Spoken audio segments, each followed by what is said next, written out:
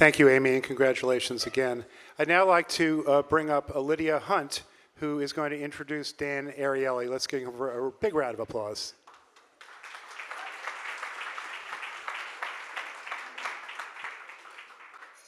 Hi, everybody. I gotta say I'm a little nervous following Amy. Amy, I was taking notes. As a brand new CMO, I honestly don't know what I'm doing most of the time, so I think I feel better hearing that I might not be alone in that. So huge honor to be here tonight with all these marketing leaders. Congratulations to everybody. I am honored to be here to welcome my dear friend, Dan Ariely. You probably know him as an economist, a social scientist, a professor, a best-selling author. He will never tell you this, but I did confirm with his agent today, his books have sold more than 4 million copies worldwide. If you've written a book, you know that is a lot of readers interested in your work.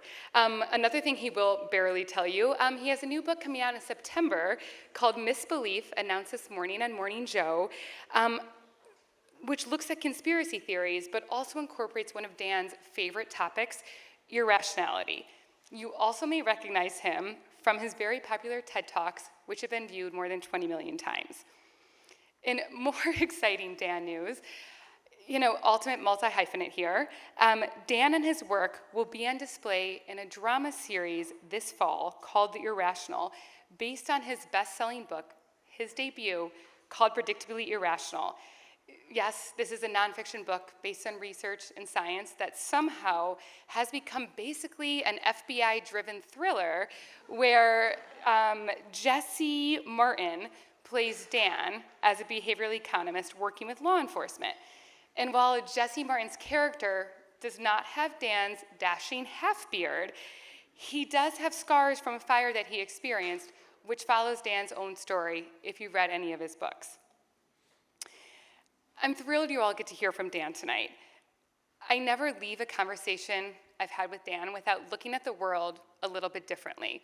And really, in most cases, I always think better. I will call to complain about something and he will make me remember how small, whatever it is I'm talking about, is in the grand scope of things. And he somehow will reference, previous TED Talks of his or, some obsolete story from the UK or study that took place 2 decades ago. And then I realize how what I'm complaining about actually does not matter. And it is a very good reference point. Ultimately, what he does is take big data and big research and distill it down to make all of us realize that we are ultimately more alike than we are different. He has shown me how fun it can be to understand ourselves better, and the mystery and adventure along that journey, which sometimes isn't always comfortable. I do have to say, be careful using the word experiment around Dan. I did suggest he watch the show Love is Blind, season 1, because it was branded as a social experiment, and I wanted Dan's thoughts on it. If he would like to give his thoughts on that, he can do so, but let me just say, he did not agree with their use of the word experiment. And don't judge me, it was spring 2020, there was not much going on in the world at that time. Dan has proven to me, time and time again, how applicable and relevant social science is. I have recently started working in pickleball. You might have heard of it, fastest growing sport in America. And I don't know if you've all had the chance to play. I hope you do come out. And there are times that I've said to Dan, I just don't understand why I love this sport so much. It actually makes no sense to me. But when you say something like that to Dan, he actually cannot help but help you understand it. So Dan and I have literally talked about pickleball. We've talked about the fact that the ball is a wiffle ball, the size of the court, the teamwork, the social aspect. And once I get through Dan's insight, it's no wonder I'm obsessed. It's no wonder everybody's obsessed. I hope you all become obsessed. And if Dan chooses to tell you why he thinks pickleball is so accessible and is so popular, you inevitably will be out there tomorrow. So ultimately, Dan is one of the most thoughtful, generous, and intelligent people I know.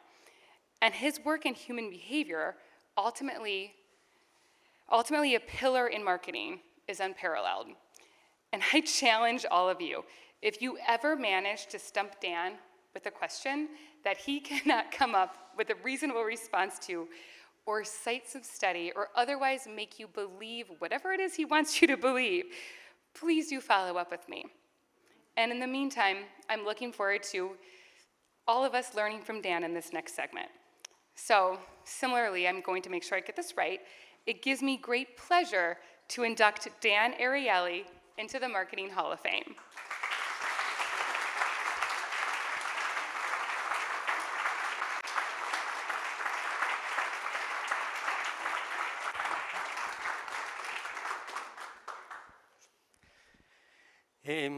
So, first of all, thanks a lot. I do have a jacket. I just left it there. So, in my view, marketing is basically trying to understand human nature in a deep way and use it to change behavior in some way. But before I give you some examples of how this works out, I thought I'll make some comments about having half a beard. So Lydia mentioned it, and I hope it's quite obvious that I have half a beard. And the question is, why do I have half a beard? And this half a beard has a few reasons. The first one is that I was badly burned. Many years ago, I was badly burned. Most of my body is covered with scars, including the right side of my face, so hair just doesn't grow. But of course, I could shave, and then I would look less non-symmetrical. And for many years, I shaved. And then a few years ago, I went on a month-long hike. And at the end of this month-long hike, I looked sort of like this. It was a few years ago, so there was a little less white, but it was sort of like this. And when I look at myself in the mirror, I didn't like it. It was a strange, odd look. I didn't like it, and I didn't want to keep this half a beard. But it was kind of a memento of the hike, and I thought I'll keep it for a few weeks, just kind of to remind myself. Now, in a few weeks, I'll take it off. And to my surprise, a few people reached out to me during those few weeks and thanked me for the half the beard. Now, why did people thank me for the half the beard? These were people who were struggling with their own injuries. And these people thought that, look how much I don't care. And they told me they gave them a little bit of confidence to hide their own injuries a little bit less. So I thought, if this is kind of helping other people, it will be like a public service announcement. I'll keep this half a beard. So I kept the half a beard, but the real surprise happened about 4 months later, where 4 months later, I felt differently about my scars. I've had these scars for a long time. I have lots of them. And I felt that these scars were less scars and more the story of my life. And I started wondering what happened. How come I'm feeling differently? What is it? And here is what I think. Imagine somebody like me standing in front of the mirror and shaving. If you don't have scars, then you shave, you shave. If you're like me, you walk to the mirror with stubble on the left side and looking more non-symmetrical, and at the end of the shaving, looking less non-symmetrical. It's actually an act of hiding lack of symmetry. It's an active act of hiding, and I thought, what happens to somebody that for many years actively hides something? And I think it's actually a very bad action. And giving it up was incredibly healing and useful. Now, why do I think this is interesting? Is because I'm a social scientist. My mother thinks a good social scientist. But nevertheless, I did not predict this. Right? If you asked me to predict how I would feel, I could easily predict day one. I would say, day one of having half a beard, people ask questions, kids laugh, people point, things happen. I could predict that.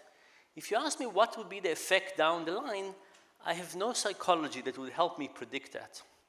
And I think that's actually a metaphor for lots of things that we do, that there are some things that everybody can predict. But there's lots of things that are incredibly interesting and basic to human nature and human flourishing that are a little bit hard to predict. And this is kind of our role, to uncover those motivations and then serve them to people in better ways. Okay, so we covered facial hair. Let's talk about behavioral change. So when I think about behavioral change, and I think this is our goal, I break the process into two: friction and fuel. Imagine that behavior change is like sending a rocket to space. And the first thing you want to do is you want to make the rocket as aerodynamic as possible. And the second thing you want to do is to load as much fuel on the rocket. Friction and fuel. So let's start with friction. Imagine the following experiment. This we did with a company called Express Script. Some of you probably know it. So Express Script is a PBM. They are an online pharmacy. Imagine you go to your doctor prescribes some long-term medication, you sign up for Express Script, and you get the medication every 90 days. Every 90 days, mail, mail, mail. Fantastic. Now in this particular case, Express Script, and I'm sorry for this audience, but Express Script wanted to switch people from branded medication to generics. I know lots of people work against it, but that's what they wanted to do in this particular case. And they sent people a letter, like we all do, and they said, please, please, please switch from branded to generic. Your branded costs you right now X, let's say $30. Generic will cost $5. On top of that, we will save money and your employers will save money. Please switch. And you can all predict what happened. 3% of the people switched. Not a lot. So they made the offer better. They told people, usually your medication is 30. Usually the generic is 5. But if you switch now, it will be free for a whole year. Free for a whole year, amazing, right? What happened? 10% of the people switched. 3 times better, but still not that much. At that point, they show up in my office, and they show up to complain. Why do they come to me to complain? I wrote a couple of papers on the allure of free. In those papers, I show that if you take a price of something and reduce it from, let's say, 14 cents to 1 cent, few more people buy, but from 1 to 0, that's really exciting. And they said, look, we read the paper, we were impressed, we changed the number to free, only 10%, like we were expecting more. And I said, first of all, it's possible that people hate generics, right? It's possible. But I said, it's possible that it's also friction. They said, what do you mean? I said, it's all about the little details of the design. Think about your system. In your system, people started with branded medication, and they could do nothing and end with branded. To switch to generics, they will have to prefer generic over branded, but also action over no action. This is what we call a confounded design. 2 things are happening at the same time. So what is it? Do people love branded or people love doing nothing? Do people hate generics or people hate doing anything? So I proposed the following experiment. Let's send people a letter and say, you know what? We've switched it for you for generics. Next time you're getting generic. If you don't want to be switched, please return the letter and then we'll switch you back to branded. What do you think happened? Lawyers. Lawyers happen.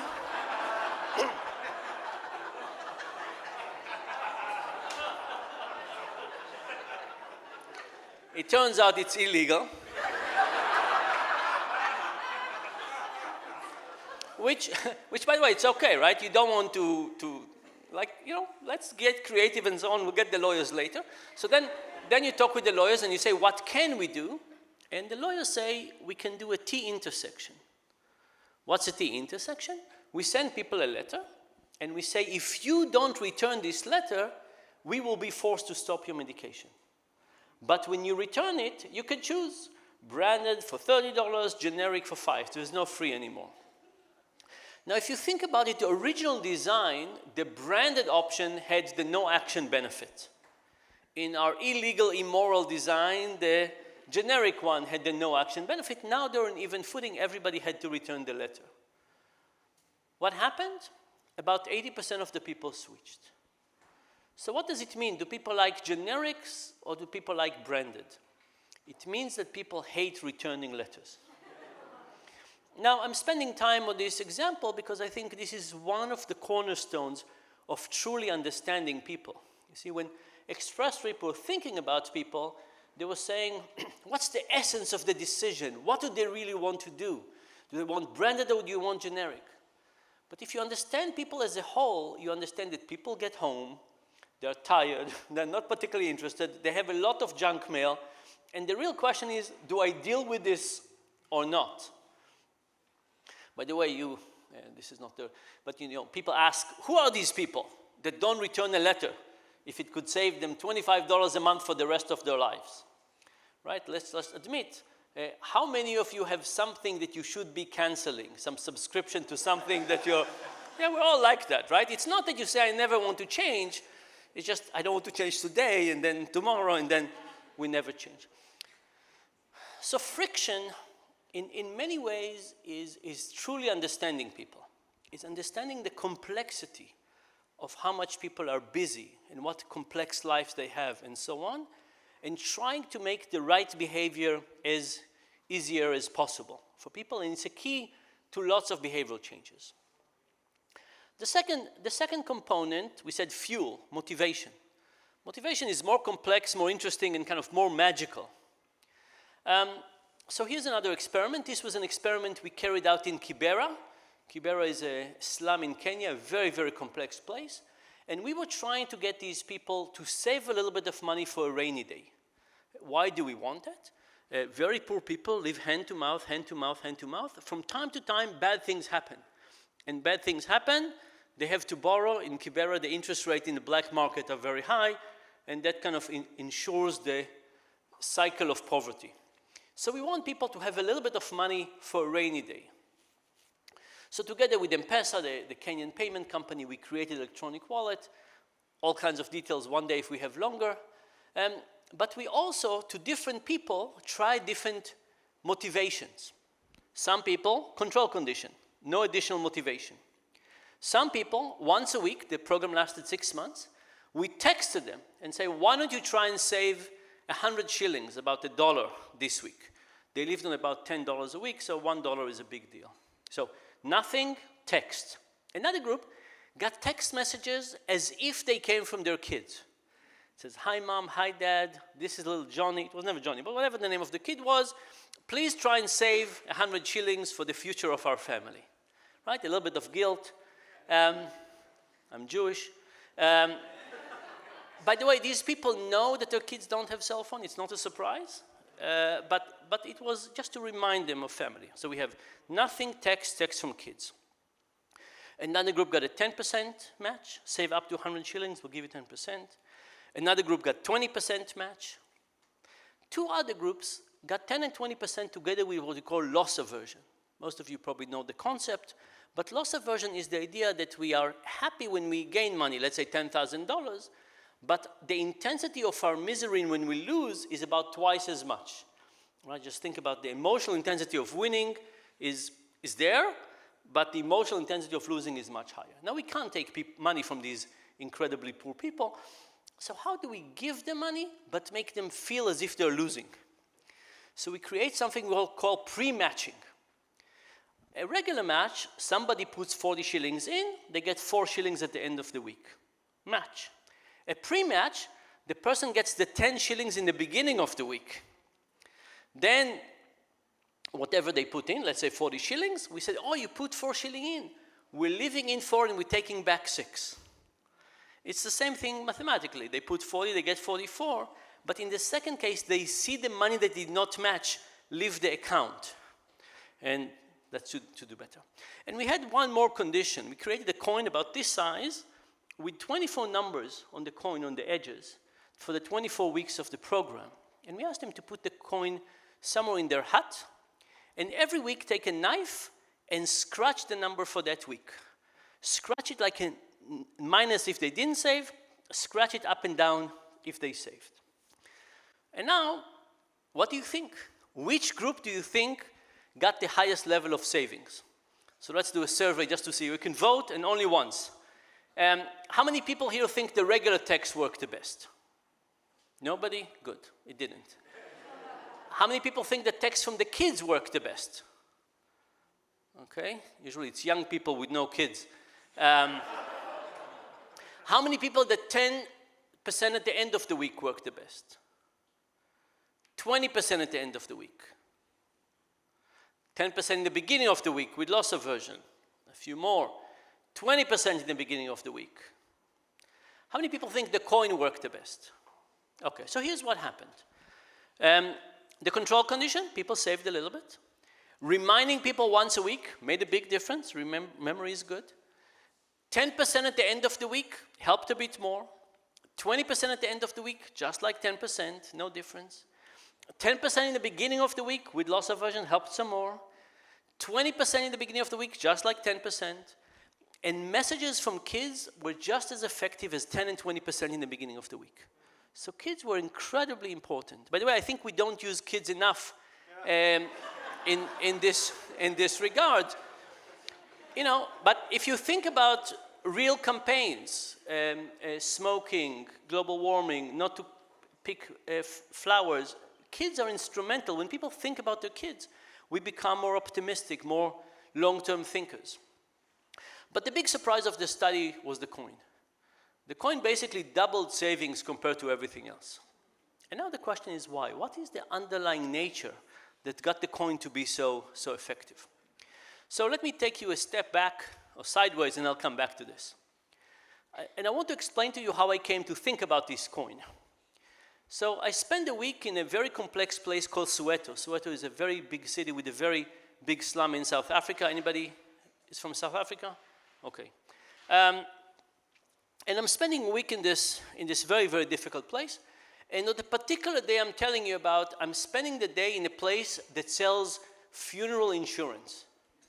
Now, if you don't know, in South Africa, people's biggest celebration of their life is funerals, right? In the US, people spend lots of money on weddings, not so much on funerals. In South Africa, funerals are very expensive. People spend up to 2 years of income on funerals. Weddings are very modest. By the way, rationally speaking, they have it right? Because funerals, you know you'll have only one. So I sit in this place that sells funeral insurance, and the father comes with his son, he's about 12, the kid. He buys funeral insurance for a week.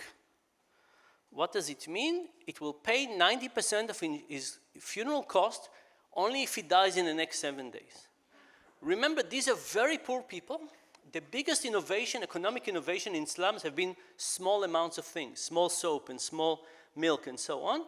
And this place doesn't have insurance policies for more than a month. It's either a week or a month. And this father buys the funeral insurance for a week, and he takes the piece of paper, the certificate, in a very ceremonious way gives it to his son. And as he gives it to his son, I think to myself, what is this father doing? Why this ceremony? And then I realized that if we think about the financial world, we have, broadly speaking, two categories: spending and saving. Saving also includes paying debt and buying insurance and so on. Now imagine a father who just happened to make some money today, and now they have a choice. Do they do something in the spending category? A bit more water, kerosene, a piece of candy, a fruit? Or do they do something in the invisible category? Saving, paying debt, and so on. It's kind of an unfair battle. Like, how do we want people to deal with this incredibly important basket that is all invisible? You know, many years ago when people saved in goats, that was actually quite good. Why? Because you can come home from the office and you can see how many goats the neighbor has. But then we invented money, and we invented digital money, and we took this financial category and we made it invisible. What do you know about what your neighbors are spending on? Quite a lot. What do you know what they're saving? What debt they have? What's the repayment? Nothing. So how do we balance that? What his father did very intuitively was to make the invisible visible. Yes, there's another economic activity, and what our coin was trying to do was the same thing. Now, I'm not saying let's take all economic activities and let's put on the website everybody's saving rates, but there's the communication of the person to themselves, there's the communication of the person to their significant others, to the family, and so on. And if we think about this as a first step, if we want to get people to be motivated for the right behaviors, we have to make them on par with something that is more interesting. And for me, this is truly understanding how reasonable financial behavior needs a lot of work and a lot of motivation. It's like a marathon. How do we help people become motivated? We have to make the invisible visible in order to do some things about that. So let me, just as a summary, say the following. You know, if you think about this amazing world that we live in the last 300 years or so, mankind has made a tremendous evolution in improving our physical world. Right? Superman could do all kinds of things and we couldn't, so we invented lots of things that could make us Superman-like. Superman could fly, we can't, we have planes. Superman could run very fast, we couldn't, we have cars. Superman could stand in the cold, we have sweaters and heaters, we have air conditioners, we have microphones, we have lights. We have taken our frail physical body, and we haven't changed that, but we created an envelope of technology around it that allows us to be superhuman in many ways. In the process, we made our life much more complex, much more interesting, very grateful, but also they are taxing our cognitive system in a very different way. And now we have challenges that we never had evolutionary that we need to deal with. And I think that's the next challenge. The next challenge for all of us is to think about, you know, what are the crutches and chairs and microphones and heaters and so on for our cognitive and emotional system, right? What are the tools that we need to create? And those tools could only be created by a deep understanding of human needs, understanding what is the current environment and how do we do it, and of course applying them to improve human behavior. So with that, thank you very much for your time.